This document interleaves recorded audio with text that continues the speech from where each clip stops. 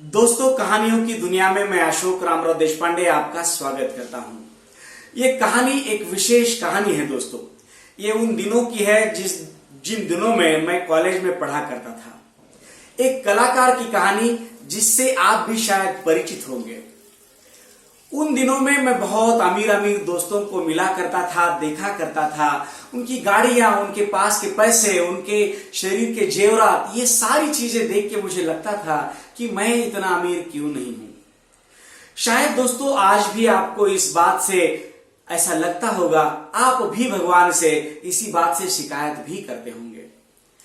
लेकिन दोस्तों, भगवान से शिकायत करने का मेरा जो ख्याल था वो गरीबी अमीरी की वजह से नहीं था। ये मेरे विचार करने का एक प्रोसेस बन गया था।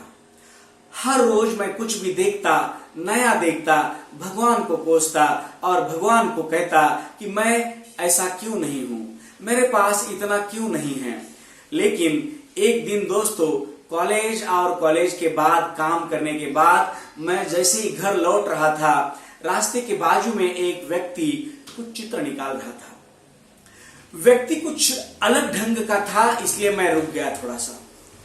उसको दोस्तों यहां से हाथ नहीं थे, घुटनों से पैर नहीं थे, और वह व्यक्ति ऐसे कैसे तो हाथ में चौक लेके चित्र निकालना शुरुआत कर रहा था। बाल इतने बड़े और बिखरे थे, दाढ़ी इतनी बड़ी हुई थी कि मानो सारा शरीर दुर्बलता एवं दरिद्रता का प्रतीक लग रहा था। और वह व्यक्ति चित्र निकाल रहा था भोलेनाथ का। दोस्तों, आपको वो चित्र याद होगा कि अमृत मंथन के बाद भगवान भोलेनाथ ने धारण किया उस विष को और अपने कंठ में, और कंठ पूरा का पूरा नीला हो गया। यह अद्भुत चित्र है दोस्तों। वही चित्र वो निकाल रहा था। आने जाने वाले लोग उस चित्र को देखा कर रहे थे और अपने जेब से जो भी निकले वो पैसे दे रहे थे। कुछ लोग तो इतने अमीर भी थे कि मैंने देखा 10-20 के नोट भी फेंक रहे थे। तो मैं कॉलेज के दिनों में था, तो उस वक्त 10-20 का नोट फेंकना भी बहुत अमीरी की पहचान थी दोस्तों। और मैंने देखा कि बाजू में खड़े होके उस व्यक्ति को इतनी तन्मयता से चित्र निकाल रहा था कि बस आने वाले जाने वाले लोग देख के निकल जा रहे थे, लेकिन मैं वही के वही खड़ा था। एक दो बार चित्र निकालते निकालते उसने मेरी तरफ घूर के देखा भी, लेकिन मैं फिर भी हिला नहीं। मैं वही का वही खड़ा रहा। और दोस्तों, हुआ ऐसा कि जैसे चित्र पूरा हुआ, बहुत ही सुंदर चित्र लग रहा था। उसने कुछ कैंडल्स भी आजू बाजू में जलाई हुई थी, तो उस कैंडल के प्रकाश में उस चित्र को अद्भुत नजारा। अब उस वक्त तो मोबाइल था नहीं कि उसको अपने कैमरा में बंद कर दूं, तो मैं देखता रहा, बहुत देखता रहा। आज भी वो चित्र मेरे जहन में है। मैं आंखें बंद करूं तो वो चित्र मैं ध्यान से देख सकता हूं। दोस्तों, उसी चित्र को देखने के बाद मेरे जीवन की दिशा, विचारों की दिशा और जीवन की दशा भी पलट गई। इसलिए ये विशेष कहानी मैं आपको बताने जा रहा हूं। एक आध घंटा होने के बाद जैसे मैं देखता रहा चित्र को, उसने मेरे तरफ घूर के देखा और बोला, क्यों बेटा, घर पे नहीं जाना है? मैंने कहा, जाना तो है जी, लेकिन एक बात पूछनी थी। उसने कहा, पूछ ले। अब मैं था छोटा, तो वो मुझे इस प्रकार से संवाद कर रहा तो मुझे बहुत अच्छा लग रहा था।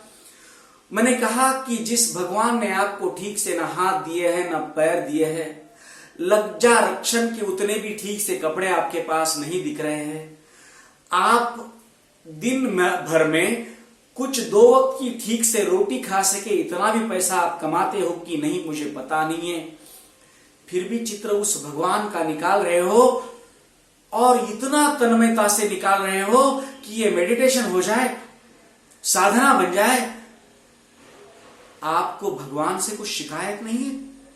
कि आपको भगवान ने कुछ दिया नहीं है? उसने एक ही वाक्य कहा दोस्तों। उसने कहा, यह कला, यह कारीगिरी भी तो उसी की तो देन है। जैसे यह वाक्य मैंने सुना, मैं वहां पर रुक न सका। मैं सीधा अपने घर की तरफ निकला।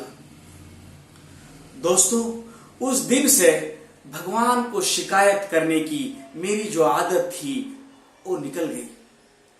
विचारों की दिशा भी बदली और जीवन की दशा भी बदल गई।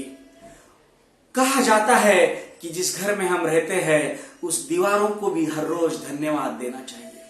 जिस बिस्तर पे हम सोते हैं उस बिस्तर को धन्यवाद देना चाहिए। जो कपड़े हम पहनते हैं उस कपड़ों को धन्यवाद देना चाहिए।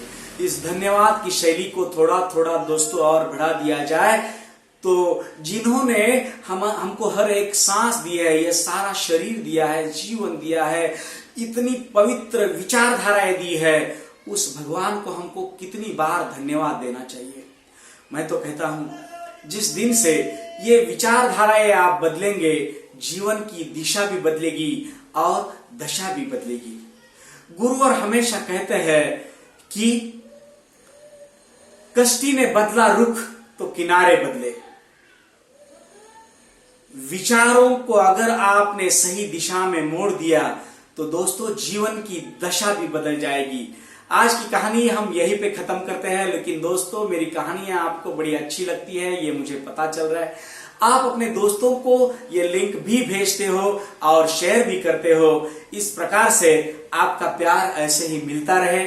ये कहानी अगर अच्छी लगी तो जरूर लाइक करना, सब्सक्राइब करना, बेल आइकॉन का बटन दबाना बिल्कुल मत भूलना। Thank you so much.